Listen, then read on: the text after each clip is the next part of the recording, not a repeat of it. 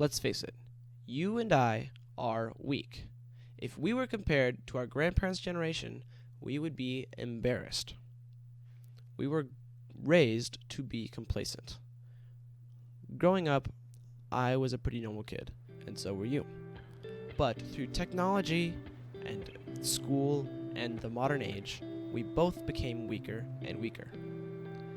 Think about someone you admire. This person is probably very humble, very generous, and very kind. It could be a grandparent, it could be a parent, it could be a friend. But all of them probably have 5 principles at work in their life. The first principle is discipline. You can forget about everything else, all of self-improvement, all my videos, all your goals, if you don't have discipline. Discipline is the act of doing the hard work, especially when you don't feel like it. Discipline is so important nowadays because of all the things that go on in the modern world.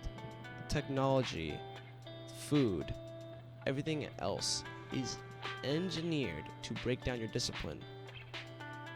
The best way to build discipline is to lift weights, because it's probably the hardest habit that you could do.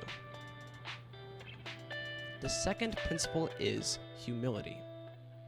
Humility is what allows us to see our faults, understand them, and learn from them, and to ask other people questions who know more about a subject than us.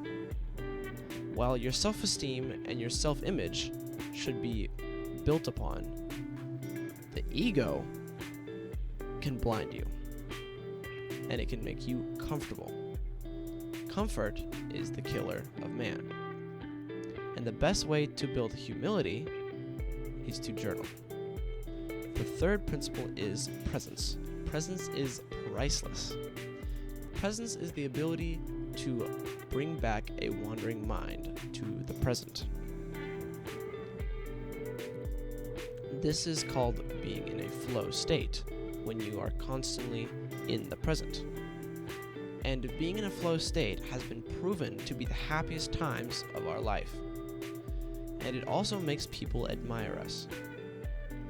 If you have had a conversation with someone where you were both just 100% present, looking into each other's eyes and understanding each other, it is probably one of the best conversations you've had. The best way to build presence is through long-term meditation. The fourth principle is gratitude. Gratitude is the more reliable version of happy. Being happy is wishy-washy, and no one knows exactly what it is or how to attain it. But gratitude is something objective and tangible. Someone with very little can still be grateful for what they have. Gratitude also lets you have power over adversity. If you experience adversity, you can be grateful for it because it builds you up. People also love being around a grateful person. No one wants to be around someone who's constantly complaining and whining about how terrible their life is. The best way to build gratitude is through gratitude journaling. And the last principle is leadership. If you've been making good progress on all the other 4 principles, then it should be time for you to start leading others. Leadership is an amazing skill, and you don't have to be perfect to do it. All you have to do is teach the people around you about what you've just learned. If you've just learned how to lift weights, or a new way to lift weights, or a better way to lift weights, you can teach the person behind you in line how to do it as well. And then they can teach the person behind them, and then behind them. This is bigger than me or you or anyone else.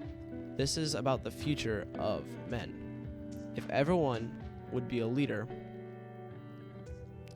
everyone who could be, that is, then all men would be growing themselves. The people around you need the same advice you do, and you are the perfect person to give it to them. This also lets you prepare for your children, because you want to be able to raise your children effectively. Now, subscribe right now to become the ideal man. Send this video to someone you think needs to hear it. And remember, do the hard work, especially when you don't feel like it. I will see you later, boys.